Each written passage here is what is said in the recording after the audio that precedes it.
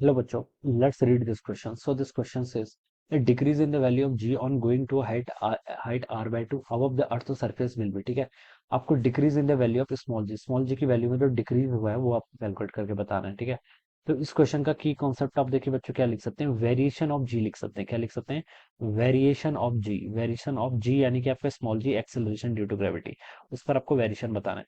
देखिए बच्चों, स्मॉल जी को हमने कैसे डिफाइन किया था, स्मॉल जी होता था आपका GM divided by R square के ऊपर। स्मॉल जी होता क्या बेसिकली, ये तो आपको पता है ना। देखिए कोई भी ऑब्जेक्ट होती है, मान लीजिए कोई ऑब्जेक्ट आपकी अर्थ की सरफेस पर रखी है, मान लीजिए पहले मैं सरफेस की बात करता हूँ। ठीक है, अर्थ का मास आपका स्मॉल एम है, कोई ऑब्जेक्ट यहाँ पर रखी हुई जिसका मास कितना है, स्मॉल एम है।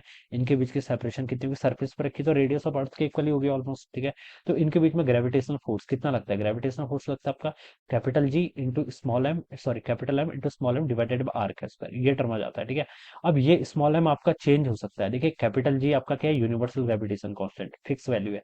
Capital M M this is the mass, ये क्या आपका अर्थ की बात कर रहे थे, अर्थ ऑफ मास का ऑफ अर्थ है। आर क्या है, रेडियस ऑफ अर्थ, ये भी फिक्स है। तो ये जो आगे की पूरी टर्म है, ये टर्म तो आपकी पूरी कांस्टेंट है। ठीक है, ये स्मॉल एम आपका चेंज कर सकता है depending upon the object. Man है, मैन के लिए अलग होगा, कोई बुक रखी टेबल पे उसके लिए अलग होगा। ठीक है, हर चीज के लिए डिफरेंट होगा। तो इस वैल्यू को हम क्या लिख सकते हैं, इस पूरी टर्म को capital G M by R square, इसको हम स्मॉल जी से डिनोट कर लेते हैं, जिसको हम क्या बोलते हैं, एक्सेलरेशन ड्यू टू ग्रेविटी बोलते हैं।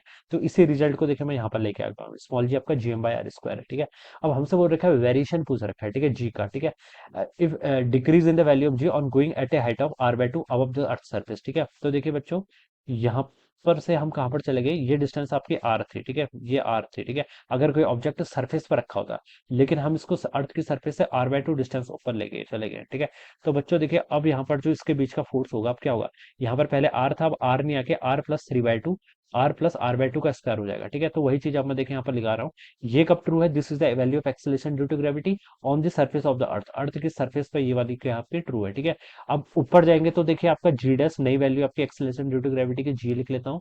जी एम डिवाइडेड बाय आर की जगह आप यहाँ पर क्या करेंगे, आर प्लस आर बाय 2। ठीक है, का square, distance always measured from the centre of the earth, earth के सेंटर से मेजर्ड करेंगे। ठीक है, आर प्लस आर बाय 2 का स्क्वायर यहाँ पर ऐसे लिख लेंगे।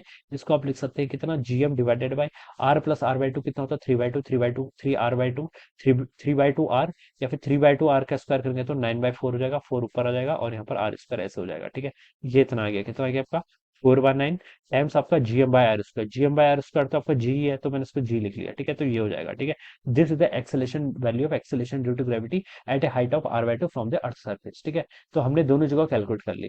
अब हमसे देखिए क्वेश्चन में पूछा गया था डिक्रीज बताना। ठीक है, देखिए आप चाहे ऊपर जाए अर्थ के सरफेस से या फिर अंदर की तरफ आए, डेप्थ में आए, दोनों साइड में आपका डिक्रीज ही होता है। ठीक है, मैक्सिमम वैल्यू अर्थ की सरफेस पे ही होती है जी की। ठीक है, अब आपको डिक्रीज पूछा है, तो देखिए डिक्रीज कितना हुआ होगा, जब अर्थ की सरफेस पे था तब तो जी के इक्वल था, जब हम एट ए हाइट r/2 ऊपर चले गए तब ये इतना हो गया। तो आपको आपको बेसिकली क्वेश्चन में डिक्रीज पूछा है, डिक्रीज कितना हुआ है, तो डिक्रीज हो जाएगा आपका देखिए जी माइनस जी डैश के इक्वल। ठीक है, यानी कि चेंज आपको बताना है। ठीक है, तो यहाँ पर आपका कितना हो जाएगा, 4, जी की वैल्यू तो आपकी जी के ही इक्वल है। ठीक है, जी माइनस जी डैश के इक्वल होगा, तो जी माइनस जी डैश की वैल्यू कितनी है आपकी, 4/9 जी के इक्वल। तो इसको सॉल्व करेंगे तो आपका 5/9 टाइम्स जी के इक्वल आ जाएगा। This will be the decrease in value of the acceleration due to gravity. तो 5/9 जी जो कि आपको बी ऑप्शन पे गिवन है, तो ये क्या होगा, इसका राइट आंसर हो जाएगा। ऑलराइट, तो इस तरीके से हम इसको सॉल्व करेंगे। So I hope you are understood this concept. All the best and thank you so much.